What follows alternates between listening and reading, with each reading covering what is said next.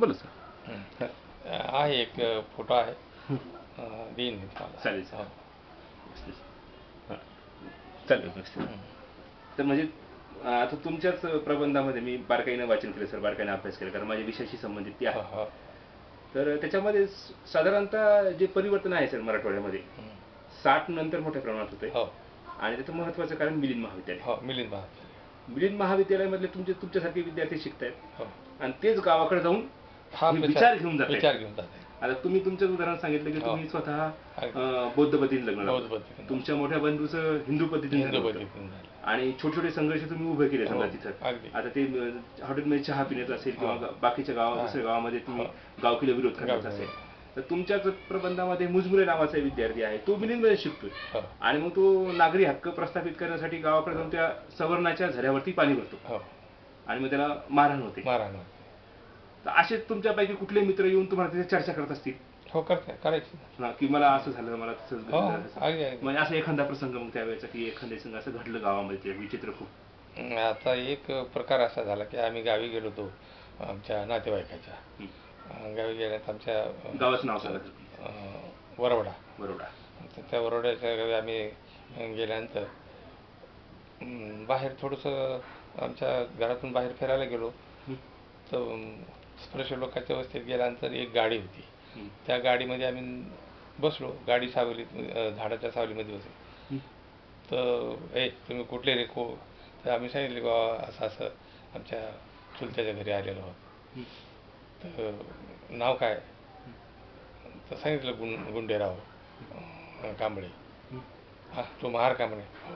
मग तुम्ही माझ्या गाडीत बसले म्हणे, समजत नाही तुम्हाला? हां, महाराजचे बोलून तुम्ही गाडीत कसं बसला म्हणे, कोणाला विचारून बसले म्हणून थोडंसं मारायला धावले. घर जवळच होतं आमचं. आम्ही आरडाओरड केली, इतक्यात आमचे चुलते धावून आले, चुलते आणि इतर चुलत समाज मंडळी. अरे बाबा म्हणे, त्यांना काय माहिती नाही तुझी गाडी आहे म्हणून. पाहुणे म्हणून आमच्याकडे आलेले आहेत, व त्याच्याबद्दल आम्ही तुझी माफी मागतो. म्हणजे मिटून टाकले. तर असे प्रसंग येत होते. त्यानंतर दुसरी गोष्ट अशी की आजूबाजूच्या खेड्यामध्ये काय सगळीकडेच त्यावेळेस स्पर्श लोकांच्या ज्या विहिरी असायच्या, ते शेतातली असो ना तर गावातली असो, आपणाला पाणी दिलं जात नव्हतं. म्हणजे बंदीच होती. एखाद्या वेळेस तहान लागली तर तुम्हाला पाणी प्यायचं असेल तर तो म्हणायचा की बाबा थांब तू, तुला पाणी देतो. मग ते पाणी काढायचे विहिरीतून बकेटनं आणि वरून टाकायचे, असं ओंजळ करून प्यावं लागायचे. आता हा प्रसंग मॅट्रिक पास होईपर्यंत पावले आम्हाला यायचे, कारण मी मुरुमला शाळेला गेलो, हायस्कूलला. 5वी पासून ते मॅट्रिकपर्यंत शिक्षण तिथे गेलो. आम्ही दररोज ये जा करायचं, 12 किलोमीटर पायी जायचं आणि 12 किलोमीटर पायी यायचं, असं दररोज 24 किलोमीटर आम्ही चालत जाऊन शाळा केली. शाळा चांगली होती सर. आता साधारणतः 52-55ला एक गायरन बळकावायचं आंदोलन झालं आपलं. हो. नंतर 62ला झालं. हो. मग त्या संदर्भात काही गावाकडे काही 62ला नाही, 63-64ला. 63-64ला. आता 52च्या संदर्भामधला काही आठवत नाही, कारण तुम्ही लहान असता त्यावेळेस. लहान होतो मी. पण 63-64च्या आंदोलनामध्ये आता पोरं म्हणून मिलिंद कॉलेजचे बरेचसे विद्यार्थी त्यामध्ये होते. जे काही मोर्चा निघाला, जमिनी बळकावल्या वगैरे असं काही उदाहरणं मग तुमच्या गावाकडे? गावाकडचा काही प्रसंग माहीत नाही, कारण गावाकडचा संपर्क या संदर्भात कमीच राहिला आमचा. त्याच्यामुळं पण इकडचा जे आहे, मी ज्यावेळेस संशोधनाच्या वेळेस मी मुलाखती घेतलेल्या आहेत, त्या मुलाखतीमध्ये ते संदर्भ त्याच्यामध्ये आले, जमिनी बळकावले. तर त्यावेळेस 63-64च्या दरम्यान आपला भडकल गेटला हा जो पुतळा आहे, त्यावेळेस तो अर्ध पुतळा होता तिथे.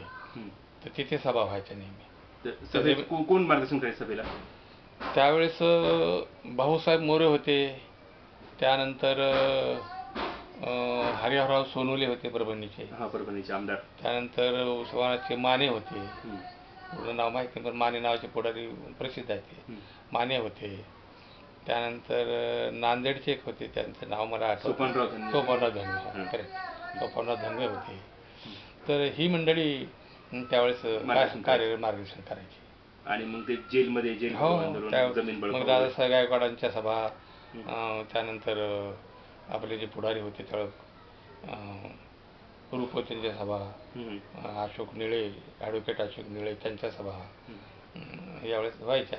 दादासाहेब गायकवाडांच्या सभा नेहमीच व्हायच्या इथे. त्या आंदोलनामध्ये दादासाहेब गायकवाडांचा फार मोठा वाटा होता. मग सर तुम्ही औरंगाबादला स्थायिक केव्हा झाले? मग कॉलेजला मी इथं आलो. इथं आल्यानंतर मी SB मध्ये इथंच नोकरीला लागलो.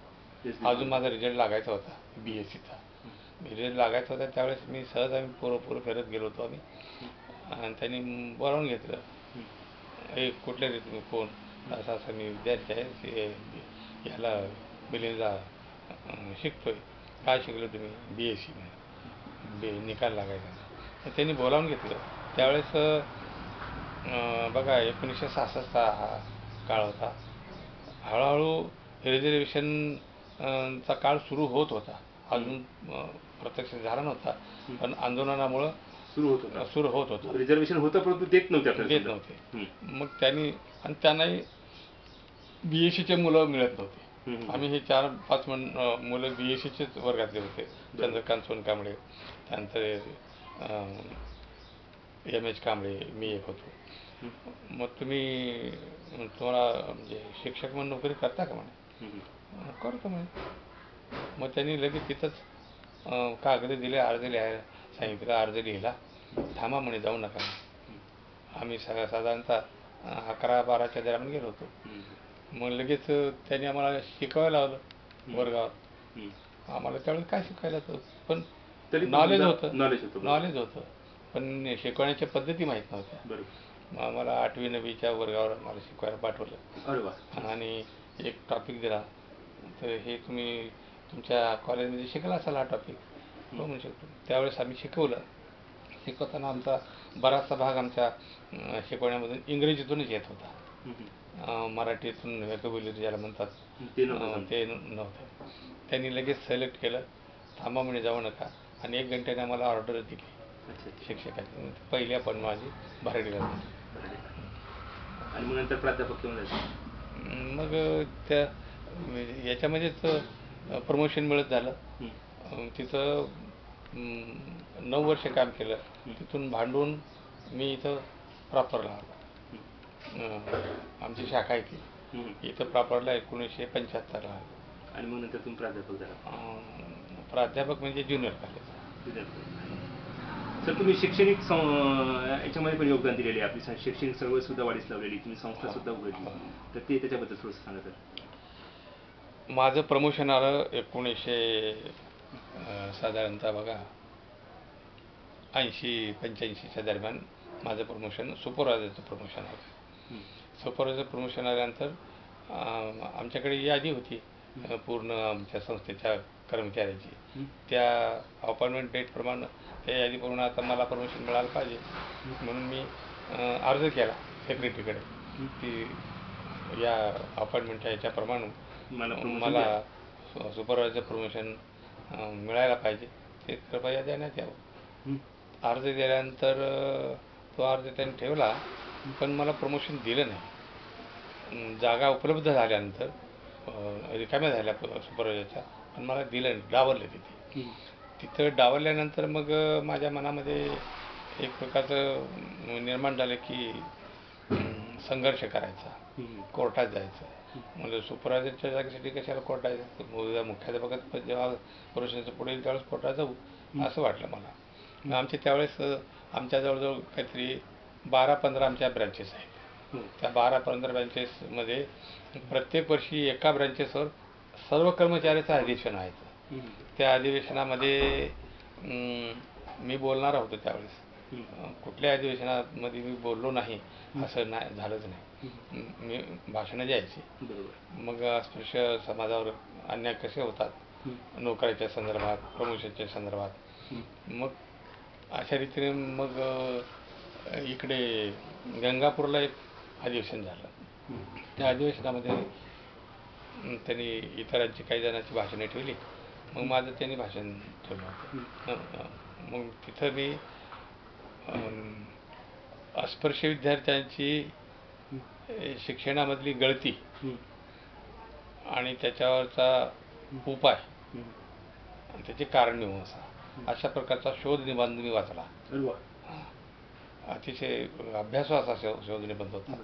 अनेक संदर्भ घटनेच्या कलमामध्ये संदर्भ घेऊन तो शोध निबंध लिखित स्वरूपामध्ये तो वाचन दिला आणि त्याच्या प्रती काढल्या होत्या मी टाईप करून. त्यावेळेस त्या प्रती टाईप करून सायकोस्ट टाईप करून त्यावेळेस जवळजवळ 500 प्रती काढल्या होत्या आणि सगळ्यांना त्यावेळेस वाटल्या होत्या. त्याची प्रत आहे माझ्याकडे. तर मग ते वाचला आणि तो झाल्यानंतर माझं प्रमोशन ही संस्था कशी डावलते त्याबद्दल संस्थेच्या संघटनेने मला न्याय मिळवून द्यावा. संस्थेच्या संघटना होती आमची, अध्यक्ष, सेक्रेटरी, शिक्षकाच्या कर्मचाऱ्यांची आमच्यामधले. तर जर मला न्याय मिळवून दिला नाही तर नाविलाजानं मला कोणाचं एक तर कोर्टात जाईन, नाहीतर दलित संघटनाची मदत घेईन आणि म्हणजे आंदोलन छेडीन अशा प्रकारची धमकी मी दिली. त्यावेळेस दलित पॅन्थर फार ताकद होती. दलित पॅन्थर म्हणजे आमची दलित पॅन्थरसारख्या संघटनाची मदत घेऊन मी संघर्ष करीन, उपोषणाला बसेन अशा प्रकारची धमकी दिली. तरी पण त्यांनी दिलं नाही. मग याच्यातूनच मग आपणच संस्था का स्थापन करू नये म्हणून 1985 साली सिद्धार्थ एज्युकेशन सोसायटी स्थापन केली. याच्या आधी एक केली होती. तर ती 2 वर्षामध्ये ती मुळीत काढली मी. सर्वांना घेऊन काढली होती. त्याचा अनुभव वेगळा आला. मला जास्त प्रकारचा त्याचा उत्सव होता. मग शाळाही काढली. शाळा 2 वर्ष चालवली, पहिली दुसरीचे वर्ग. त्याचे शिक्षकाचे पगार, मेंटेनन्स सगळं मीच खर्च करायचा. बाकीचं सगळं नुसतं नावालाच राहायचं. मग मी म्हणलं ती मोडून टाकली मी, बंद केली. ही स्वतः काढली. ह्याच्यात मी घरचेच घेतले जवळपास. आता किती शाळा वगैरे आहेत त्याच्या? 2 शाळा आहेत. 2 शाळा आहेत औरंगाबादला. हां, दोन्ही गॅरंटेड आहेत. ते सक्सेस झाले. धन्यवाद सर. खूप छान राहिली इंटरव्ह्यू.